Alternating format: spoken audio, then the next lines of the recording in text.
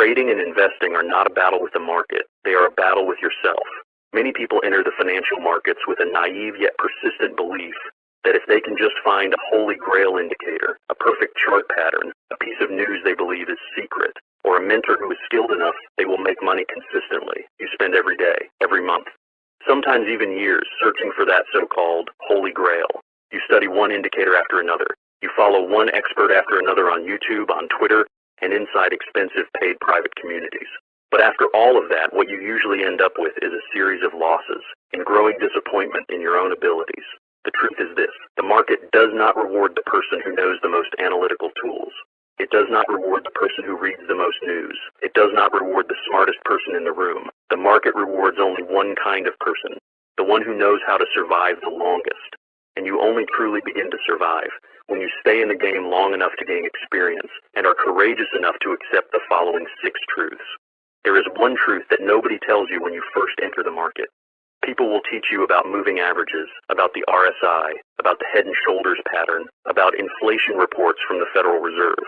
They will sell you courses promising the secrets of Wall Street's wealthy elite. But no one tells you this. The greatest enemy inside your trading account is not the market. It is not some hedge fund manipulating prices. It is not fake news on Bloomberg. The greatest, most dangerous, and hardest enemy to defeat is the person sitting in front of the screen with a hand on the mouse, a finger hovering over the buy or sell button. That person is you. You can spend 3 years learning technical analysis, memorizing every formula for Bollinger Bands and every Japanese candlestick pattern. But if you do not understand why your own hands shake when your account drops by 10%, why you close your eyes and click buy again while the price is still collapsing, or why you take profits on a stock after it rises 5%, while leaving another stock sitting in your portfolio down 40%, then all of that technical knowledge is nothing more than decoration, beautiful to show off, useless for survival. This is not a lesson about reading charts. This is a dissection of your own mind, the part of you that controls your trading account every single day, whether you admit it or not. Remember this: the market existed for hundreds of years before you were born, and it will continue to exist long after you leave it. It does not care whether you win or lose. The only battle that is truly taking place, and has always been taking place, is the battle inside your own mind. What is remarkable is that this battle does not recognize borders, languages, or culture. A trader in New York, facing an unexpected loss, experiences the exact same surge of cortisol as a trader in Singapore, in London, or anywhere else in the world. The human brain, regardless of the culture it was born into, shares the same evolutionary design built over hundreds of thousands of years. A design created to survive a world full of physical dangers, not to process abstract price movements on an electronic screen. That is precisely why the principles of behavioral psychology we're about to explore are so universal, regardless of whether you trade U.S. stocks, foreign exchange, commodities, or any other financial market in the world. 1. Price reflects everything. Many people spend hours every day reading financial news. They try to predict what the Federal Reserve will do at its next meeting. They wonder how this month's CPI inflation report will come out. They speculate about how a geopolitical conflict somewhere in the world will affect oil prices, the U.S., dollar, or the entire global stock market. But there is one simple truth they always overlook. By the time the news is officially released on Bloomberg, Reuters, or CNBC, the price has almost always already reacted. What you need to observe is not the news itself. What you need to observe is how the market reacts before and after the news is released. Price reflects the final outcome of millions of buying and selling decisions made by millions of people and thousands of financial institutions around the world, every second, every minute. It is a continuous vote cast with real money, taking place without interruption, so always watch price action before making any trading or investment decision. Do not let yourself get caught up trying to predict what the Fed will do or how the news will turn out. Let price action, not newspaper headlines, be your guide. I once knew a trader named Nathan who spent the first 3 years of his career doing only one thing: opening Bloomberg every morning, reading every headline, and trying to stay one step ahead of the market by predicting Wall Street's reaction. He had a finance degree. He was intelligent, but after those 3 years, his account had never achieved consistent growth. It rose and fell like a roller coaster, making big profits when he guessed correctly, suffering painful losses when he guessed wrong, and in the end, it had gone almost nowhere. Everything changed only after Nathan stopped trying to predict the news and started watching how the market reacted after the news was released. If the Fed raised interest rates exactly as the majority expected, yet stock prices still climbed instead of falling, that became an incredibly valuable signal. Real money was flowing in a completely different direction from what the headlines suggested. On the other hand, if good news was announced, but prices immediately reversed and fell sharply, it showed that the market had already priced in that good news long before, and now it was simply time for profit-taking. Remember this: price reflects everything that is already known, already priced in, and already backed by real money. Watch the price. Do not try to predict the news. Think about who your real opponent is in this race to react to the news. It is not other retail investors sitting in front of screens like you. It is a massive financial institutions with thousands of engineers, server systems located right next to the exchanges to reduce latency to mere microseconds, and mathematical models built by teams of the world's top physicists and mathematicians. By the time you finish reading the first headline on your phone, those systems have already completed thousands of trades. If you cannot win that race of speed, why are you still trying to compete in it? That is exactly why experienced traders around the world, from New York to London to Tokyo, all share one common habit. They spend less time reading the news and more time studying pure price charts, not because they disrespect information, but because they understand that once information becomes public, it is no longer a competitive advantage. The real edge comes from interpreting the market's reaction better than the rest of the crowd. There is another detail worth thinking about regarding how the market prices information in advance. Imagine a company about to release its quarterly earnings report. For weeks before the official announcement, its stock price has already begun to move. Sometimes it rises gradually, sometimes it falls gradually. Those movements reflect the expectations forming inside the minds of thousands of institutional investors, people who have access to meetings with management, industry reports, and relevant macroeconomic data. Then, on the day the earnings report is officially released, even if the results beat analysts' expectations, the stock price may still decline. Because beating expectations does not necessarily mean beating what the market had already quietly priced in. That is why countless retail investors feel confused and frustrated when good news is announced. Yet the price falls immediately afterward. They are reacting to the news on the surface, while the market has already reacted to the hidden expectations weeks earlier. This is also why the old Wall Street saying, "Buy the rumor, sell the news," has remained true across generations of investors, even though it sounds paradoxical to beginners. Rumors, expectations, and forecasts are when the market still has room to move, because nothing has been confirmed. Once the truth is officially confirmed, most of that opportunity has already been absorbed, and the smartest participants have quietly taken profits before the crowd even realizes what is happening. 2. The Holy Grail does not exist. No method of technical analysis, fundamental analysis, or market psychology wins 100% of the time. Moving averages are right sometimes and wrong at other times. The Relative Strength Index, or RSI, is right sometimes and wrong at other times. Elliott wave theory is right sometimes and wrong at other times. Pure price action is right sometimes and wrong at other times. Fundamental analysis based on corporate financial reports is also right sometimes and wrong at other times.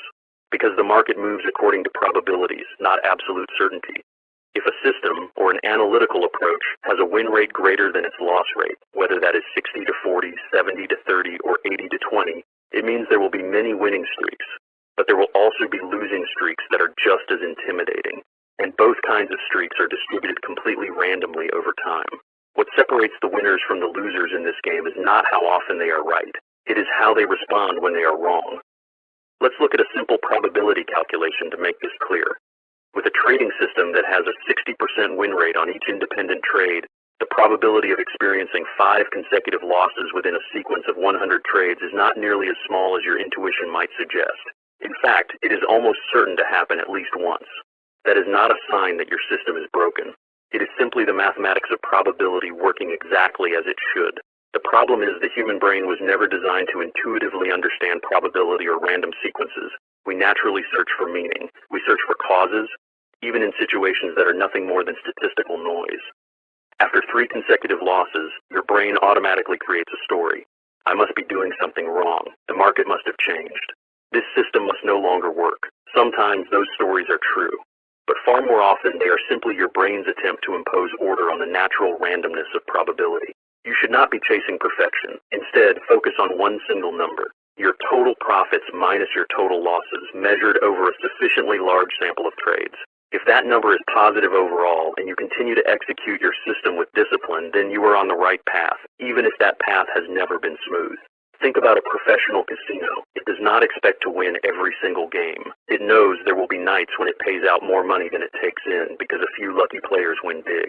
Yet casinos remained in business for decades because every game is built on a small but sustainable statistical edge, and they allow the law of large numbers to play out over millions of games. In trading, you are both the casino and the customer, and the law of large numbers only works if you give your system enough opportunities to prove itself, instead of abandoning it after only a few losing trades. Jesse Livermore, considered by generations of traders to be the greatest trading genius in market history, earned enormous fortunes, enough to become one of the wealthiest men in America during his time. But he also went bankrupt multiple times throughout his life, not because his method was flawed, but because there were periods when he allowed his emotions to override the very principles of probability that he understood better than anyone. There is something many people completely overlook. The law of large numbers only works if you truly give it enough trials. A casino that shuts down after 3 nights of losses will never know whether its statistical edge actually exists. A trader who abandons their system after 10 consecutive losses does exactly the same thing. They rob themselves of the opportunity to witness the law of large numbers doing its work. That is why keeping a trading journal, although it sounds far less exciting than learning a new technical indicator, is one of the most important tools you can ever have. An honest journal, recording every trade, every reason for entering, and every emotion you experienced at the moment of decision, becomes the only statistical evidence that can tell you whether your system truly possesses a positive edge, instead of relying on subjective feelings, which are always distorted by your most recent trades. Most people who fail at trading do not fail because they chose the wrong method. They fail because they never stay committed to any method long enough to discover whether it actually works. There was a foreign exchange trader named Elena who tried 7 different trading systems during just the first 2 years of her career. Every time a system went through 3 or 4 consecutive losing trades, Elena would conclude, "This system doesn't work," and switch to a new method she had seen advertised on a trading forum. She never realized that with a system having a 60% win rate, experiencing 4 consecutive losses within a sequence of 50 trades is completely normal from a statistical perspective. It is not evidence that the system is broken. Only after Elena began keeping a serious trading journal, calculating her actual win rate and her risk-to-reward ratio across at least 100 trades before drawing any conclusions about a system, did she finally realize that one of the very first methods she had abandoned, simply because it produced 5 consecutive losses during its first week, actually had a clear positive statistical edge when viewed over a large enough sample size. Edward Thorpe, the first person to successfully apply probability theory to both casinos and financial markets, once emphasized that a statistical edge does not have to be large to produce consistent profit. It only needs to exist consistently and be repeated enough times with position sizes kept under strict control. A 55% edge, applied thousands of times with disciplined money management, can produce far better results than a perfect system that exists only in imagination and has never been tested over a sufficient number of trades. 3. Staying out of the market. Doing nothing is also a strategy. Not every day offers an opportunity. You do not need to trade all the time. There are moments when the best decision is to do absolutely nothing. Holding cash and staying out of the market is also a strong position. Patience allows you to wait for high probability opportunities instead of constantly jumping into mediocre trades. Trade based on price action, not on FOMO, the fear of missing out, or the addiction to constantly being involved in the market. I once watched a young trader named Claire who believed that every day without an open position was a wasted day. She kept her trading platform open from morning until night, constantly searching for opportunities, and whenever she failed to find a clear setup, she would still force herself into some trade, just so she could feel that she was doing something. After years of overtrading like this, Claire's account had not grown in proportion to the time and effort she invested. Everything changed only after Claire learned how to sit still. She accepted staying out of the market for weeks if necessary, waiting patiently until at least 3 technical and fundamental factors aligned at the same time. Only then did her equity curve begin to rise with far greater consistency. Remember this, wisdom is not measured by how often you trade. It is measured by knowing when not to trade. There is another way to measure the maturity of a trader, one that very few people ever think about. Look at the number of days they do not trade, not the number of days they do. Beginners often take pride in how frequently they trade. I enter trades every single day. Experienced traders take pride in the opposite. Their ability to sit for weeks without feeling restless, without feeling the need to prove anything to themselves or to anyone else. Warren Buffett once said that the stock market is a mechanism for transferring money from the impatient to the patient. That was not a moral lesson. It was a practical observation about how money has moved through financial markets for centuries. Picture an experienced hunter, not an amateur shooter. An amateur hunter, upon entering the forest, feels pressured to pull the trigger at the first sign of movement, simply to prove that the trip was not wasted. An experienced hunter can sit still for hours, sometimes an entire day, studying tracks, waiting patiently for prey that is truly worth taking, and only then acts once with complete decisiveness. Financial markets operate according to the same logic. There are periods, sometimes lasting a few days, sometimes several weeks, when prices move sideways, signals become noisy, and no clear trend is worth betting on. During those periods, most trades are placed simply because of the urge to do something. Those trades almost always have a much lower probability of success than average, simply because they are not based on a genuine statistical edge, but on psychological restlessness. There is a classic study in behavioral finance that compared the trading performance of investors who traded most frequently with those who traded the least over the same long period. The results were remarkably consistent. The group that traded less tended to achieve significantly higher net returns, mostly because they avoided accumulated transaction costs, avoided slippage, and most importantly, avoided countless impulsive decisions made simply because they felt they had to act. That does not mean you should trade as little as possible mechanically. It means every trade should deserve to exist. It should deserve the risk you are taking. It should deserve the time and attention you invest. And for most moments in a trader's career, the most worthwhile decision is to do absolutely nothing. 4. The market is always right. The most common mistake investors make is trying to prove that the market is wrong, forcing their personal opinions against the market's trend. They say, the price has gone up too much. It has to come down. Or the price has fallen too far. It can't possibly fall any further. But the market does not care what we think. A trend can continue far longer than anyone trying to fight it can remain solvent. The market has plenty of time. Investors almost always run out of patience. One simple principle, yet one that is extremely effective, is this. During an uptrend, focus on finding buying opportunities. During a downtrend, focus on finding selling opportunities, or simply stay out of the market. Do not try to pick the top. Do not try to catch the bottom. That is not courage. More often it is simply impatience disguised as intelligence. I once knew a commodities trader named Victor who believed he could identify the bottom of an oil market decline before it actually happened. He kept buying as prices fell, averaging down, convinced that it can't possibly go any lower. Oil prices continued to fall, and Victor continued to buy, until his account no longer had enough capital to purchase another position. Right around the time the market finally reached its true bottom. He was right about the market's ultimate direction. But he was wrong about the timing, and in trading, being wrong about timing with limited capital is every bit as devastating as being completely wrong about direction. Victor's story is not an isolated case. The history of global financial markets is filled with examples of trends lasting far longer than anyone thought possible. There have been periods when the U.S. stock market continued rising for years, while countless experts kept warning that a massive bubble was about to burst. Those who listened to those warnings and stayed out too early missed one of the greatest periods of wealth creation in modern history. On the other hand, there have also been prolonged bear markets, where people who tried to catch the bottom too early watched their wealth continue to evaporate for months, or even years, before the market finally reached its true bottom. The lesson is not that you should never have an opinion about the long-term trend. The lesson is that your opinion must be held lightly, flexibly, and always remain open to revision based on new evidence from price action itself, instead of clinging to it like an untouchable religious belief. The market is the fairest teacher you will ever have. It favors no one. It does not care whether you are a beginner or an expert. It does not care how many degrees you have earned. The market rewards only those who understand their own position, maintain discipline, and have the patience to endure. Why do people naturally believe they know better than the market where the price should be? The answer lies deep within the way our brains process information. The human brain is programmed to search for reference points, for normal price levels. When a stock is traded at $50 for many months and now rises to $100, your brain automatically assumes that $50 is normal and $100 is too expensive. But the market does not care about that psychological anchor. Price reflects the collective expectations about the future. And at every stage of an asset's growth, there will always be an army of people standing aside, convinced that the price has already gone too high, waiting for a collapse that never arrives the way they imagined. On the other side, there is also another army of people who believe that an asset cannot possibly fall any further, simply because it has already fallen so much from its previous high.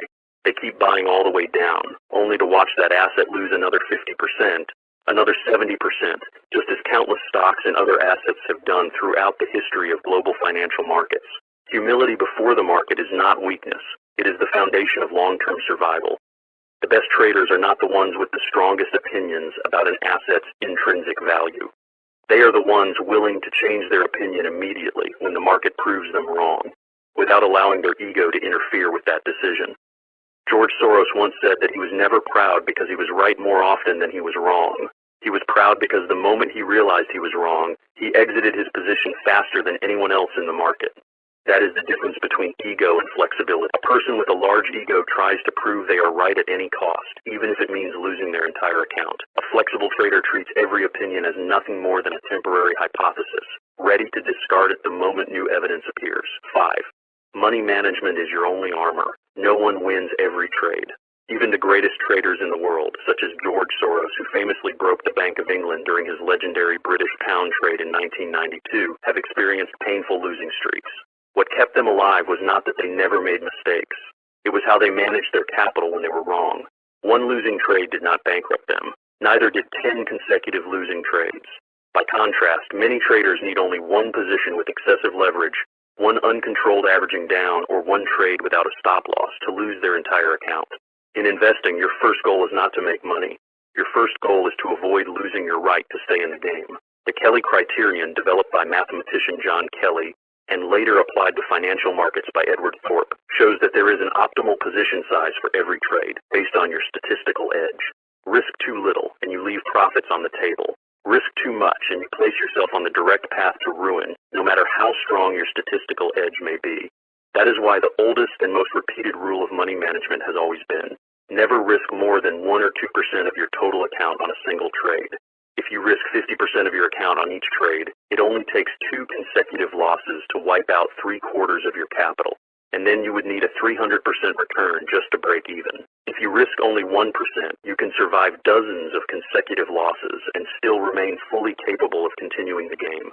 In his classic book, How to Trade in Stocks, Jesse Livermore wrote that protecting your original capital is more important than any profit opportunity.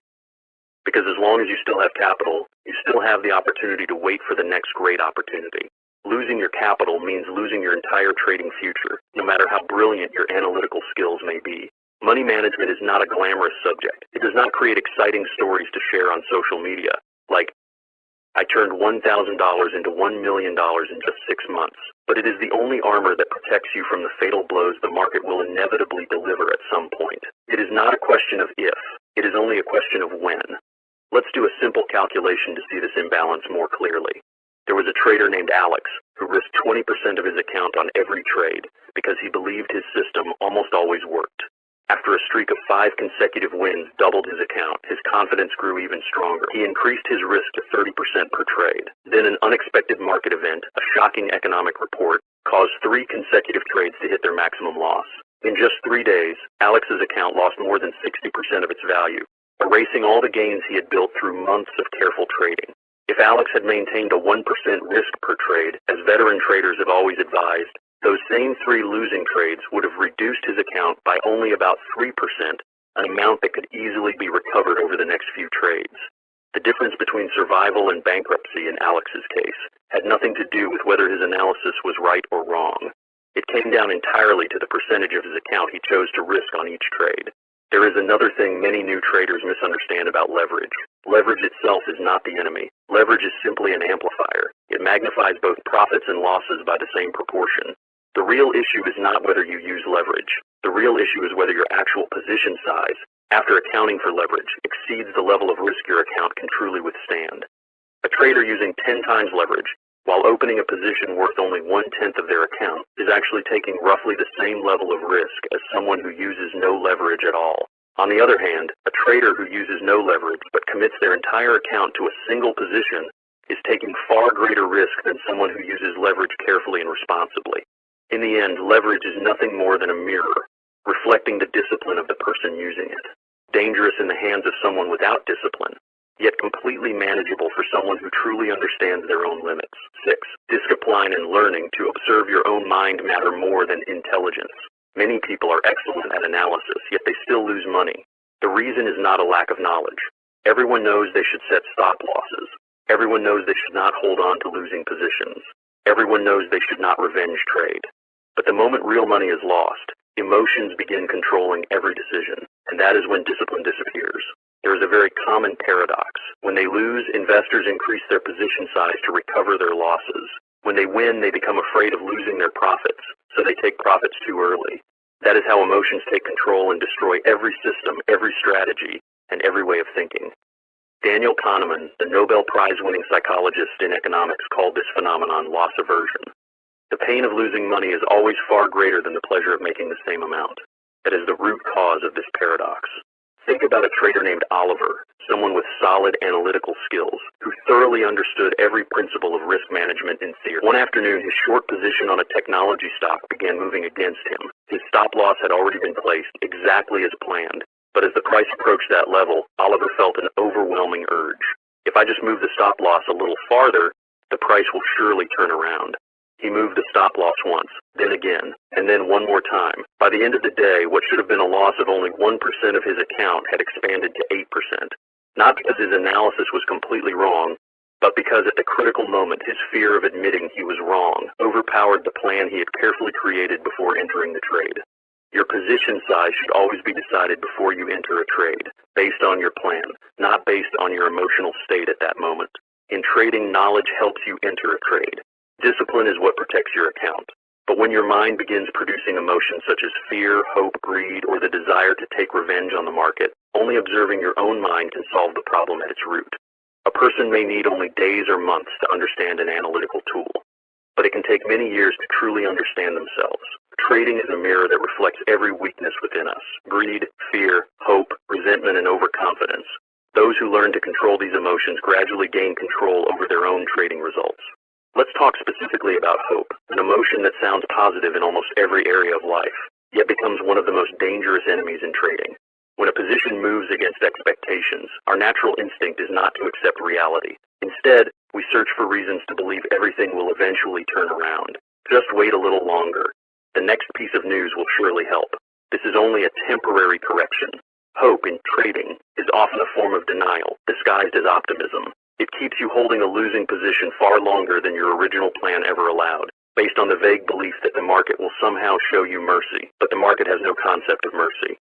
It knows only price, and price does not care what you are hoping for. And resentment, the urge to get back at the market after taking a loss, often leads to the most reckless decisions a trader will ever make. After losing a significant amount of money, many people feel an overwhelming psychological need to win it back immediately, usually by doubling or tripling the size of their next position.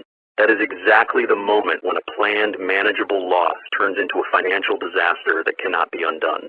Imagine the moment when price moves against your position. There is a very brief window of time, sometimes only a few seconds, between seeing those red numbers and moving your finger toward either the close position button or the button to add to your position. During that brief moment, a wave of emotion is rising. Your heart beats faster. Your breathing becomes quicker. The undisciplined trader acts immediately in that moment. The disciplined trader creates a pause, a single breath, a single question. Is this my emotion speaking, or is this my trading plan speaking? The space between stimulus and response is where human freedom exists. Within that space, you have the power to choose your response, instead of being controlled automatically by emotion. This is especially important in trading, because financial markets are one of the few environments that unintentionally trigger the most primitive emotional responses within the human brain. Every price movement is a stimulus. Every profit or loss displayed in real time is a dose of chemicals being injected directly into your nervous system. The greatest traders you have ever read about all share one common trait. They spend more time training their minds than training their analytical skills. They understand that price charts will always change, technical indicators will always have limitations. But the human mind, with its emotional patterns repeating across centuries, is the only thing stable enough to study and master deeply over the long term. There is another dangerous emotion we have not yet talked about: overconfidence after a winning streak. This is perhaps the most subtle trap of all, because it does not appear when you are suffering. It appears when you are at your happiest. After 5 or 6 consecutive wins, the human brain begins releasing a powerful rush of confidence, almost intoxicating. You begin to believe that you have figured out the market, that your analysis is almost impossible to be wrong. That is precisely the most dangerous moment in a trader's entire career, because overconfidence almost always leads to increasing position size far beyond what was originally allowed by the money management plan, just before probability naturally delivers the next losing streak. That is why the most experienced traders remain their most cautious, not when they are losing, but when they are winning big. They understand that the feeling of being invincible is only a temporary illusion created by brain chemistry, not an objective truth about their ability to predict the market. A person may need only days or months to understand an analytical tool, but it may take many years to understand themselves, to realize that the greatest victory a trader will ever achieve is not the largest profit they have ever made, but the moment they learn to observe their own emotions without being carried away by them, whether it is the fear of losing or the intoxication of being right again and again. Finally, trading and investing are meant to make money, and money is only a tool to provide a better life for yourself and your family and ultimately to help you find inner peace. But paradoxically, trading and investing often fail to bring you the peace of mind you hoped for. You feel exhausted, uneasy, afraid, anxious. Your health gradually declines. You feel alone, and these states can appear even when you are winning. Pause for a moment and ask yourself this question. Why did you enter the financial markets in the first place? No matter how you answer, whether it is to achieve financial freedom, to build a better future for your family, or to prove your own abilities, every answer ultimately comes back to the same thing. Money, in this context, is only a means to an end. But here is the cruel paradox that very few people are willing to say out loud. The very journey of trading and investing, the one you hoped would bring you that peace, often becomes the thing that steals your peace in the present moment. Have you noticed it? The lingering exhaustion after spending an entire day watching charts. The anxiety of checking your phone in the middle of the night to see what the market is doing. The constant fear that you might miss something important. The worry that keeps eating away at you even while you are with your family, because your mind is still somewhere on a price chart. The silent damage to your health. Sleepless nights. Half-finished meals. The feeling of isolation, because very few people around you truly understand the psychological pressure you live with every day. The most frightening part is that all of this can happen even while you are winning. Even when your account is growing, your mind can still be trapped inside an endless cycle of anxiety, afraid of losing what you have earned, afraid of missing the next opportunity, afraid that your success is only luck and that it will not last. This is the cruelest double-edged sword of trading. It can take away your peace when you lose, and it can also take away your peace when you win. Unlike most careers in life where success usually brings relief and pride, success in trading often provides only a brief pause before the next wave of anxiety begins. The next trade. The next decision, the next question. Am I actually skilled, or have I just been lucky? Will this success last? If you recognize yourself in these words, if trading has begun to take away more than it gives, not only your money, but also your inner peace, then this is the most sincere thing I want to tell you. Stop and seriously consider another path. No amount of profit, no matter how great, is worth trading away your peace of mind. But if you decide to continue, if you believe that trading and investing are part of who you are, a journey of self-mastery that you wish to pursue, not only for money, then carry these 6 truths with you. Price reflects everything. Observe what the market actually does, not merely what people predict or what the news says. The Holy Grail does not exist. Stop searching for perfection. Find a positive statistical edge and stay with it through enough repetitions. Staying out of the market is also a strategic decision. Patience will always defeat the addiction to action. The market is always right. Never try to prove it wrong. Learn to move with it, not against it. Money management is your only armor. Protect your right to stay in the game before thinking about profits. And finally, discipline and the ability to observe your own mind matter more than any technical knowledge. Because the real battle from beginning to end has always taken place inside you. The market will never change its nature. It will always be ruthless toward those without discipline and coldly fair to those patient enough to learn from their own mistakes. The final question is not how the market will treat you. The final question is this. How will you treat yourself during the moments when fear, greed, and the temptation to seek revenge become their strongest? The answer to that question, not any technical indicator, is what will determine who you become many years from now when you look back on your journey through the financial markets. Knowledge belongs to the universe, to the Creator. It belongs to no one alone. Share it freely with anyone who needs to hear these words.